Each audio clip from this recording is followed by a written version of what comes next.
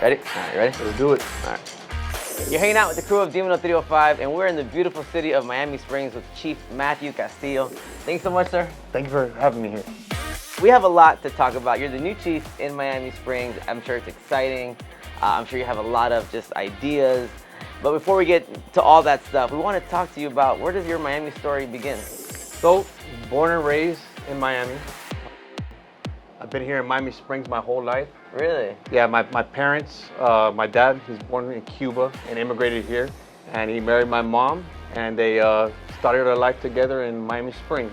When people ask, hey, are you from Miami? I said, no, I'm from Miami Springs. Oh. There's a difference, there's a difference. Miami Springs is one of those gems in the heart of Miami. And we keep things old school. Like back in the day, you know, a lot of the properties are like from the 60s, 50s. And we like that small town feel. So now you're chief. What's next? What are your ideas here? What kind of community efforts do you want to do here in Miami Springs? Miami Springs is 80% residential. And when I was growing up, all the kids from the neighborhood, they knew the officers by their first name. I want to bring that back. I want to be the forefront when you come to talk about community engagements. I want to be the best in Dade County and the best in the state of Florida, because I think we have so much potential here. Our family supporting law enforcement. They love the families here in Miami Springs. They love the law enforcement, and that's what I want to bring here. Also, one of our complaints that we've been getting since I've been a supervisor here is traffic. Yeah, we have that complaint too. I heard. But we're good now. We're good now, right? We're educated people. We're good. One at a time, no matter who it is. We've been kind of cut through city, and our residents are not used to that. And me as a resident, I tell people that, you know, I have that unique perspective. I'm still a resident here.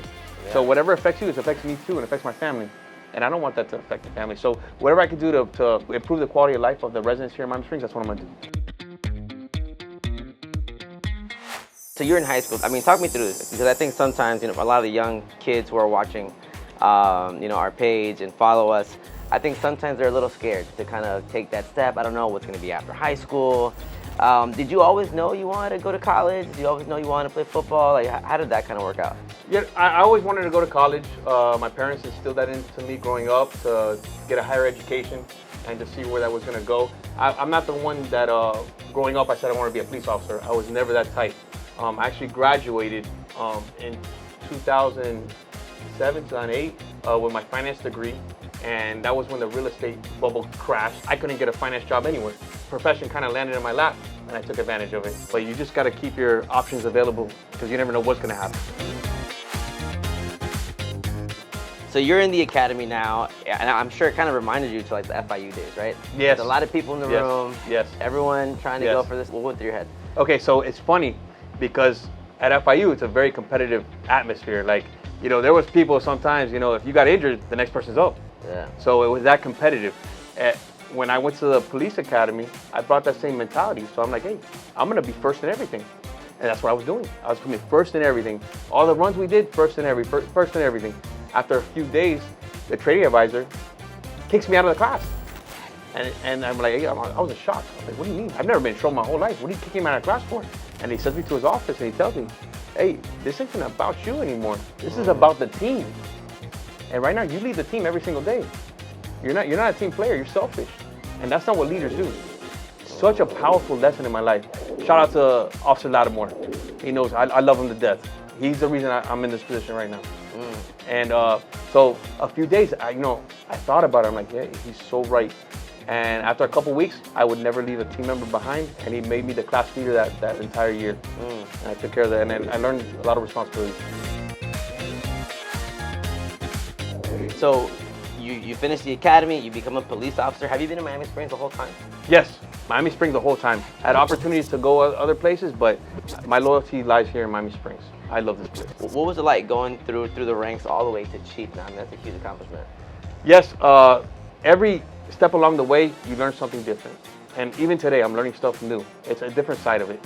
I do miss the policing on the road. I miss working with the guys and the women and going out to calls, and helping people. But at this point in my life and my career, I feel it's a great transition to this position, because now I can affect change.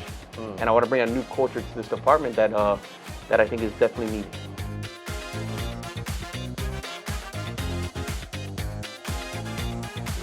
So, I mean, you're recent to you're so new to the position. Yes. I mean, how was it telling your family, hey guys, you know, I'm about to be the chief for this town where I grew up? Like, how great was that?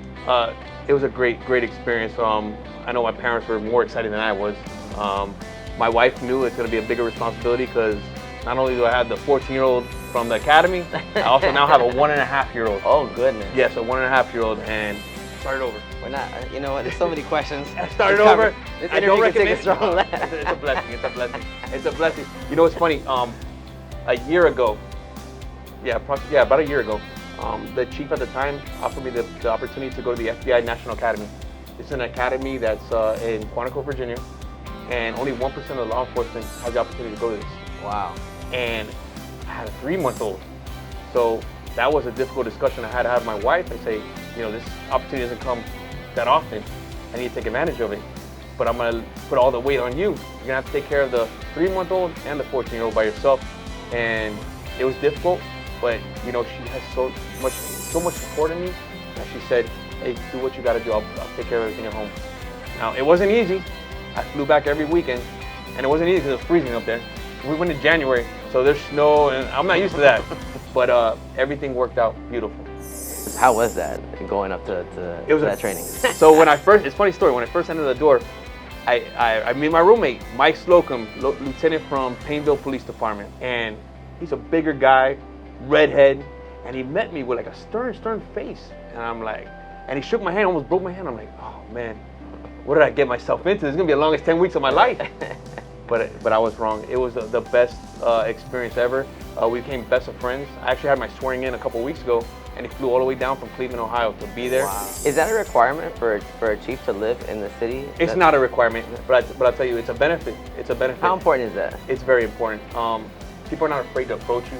Yeah. Like right now, I go play basketball with my son at the local rec center, and they'll approach me and give me their input and things that we could use to improve not only the city but our police department as well. And I tell people, hey, if you see me walking around with my 1.5-year-old around the streets of Miami Springs, approach me, say hi, you know, and tell me whatever you can to better the city. I'm open for suggestions. That's wonderful though. The fact that people feel that comfortable to no, absolutely. approach you like that. Absolutely, yeah. absolutely. Well, Chief, thank you so much for opening your doors to Dino 305. Anytime, man. I love what you guys are doing. I love what you guys are doing. Thank you, brother. I want you to put us on the map. I can't wait to see what you do, man. So whatever you have going on, let us know. We're here. All right. And if you want, tell Edwin we'll do a workout competition. Oh, okay. We can do that. I love it. Thank you.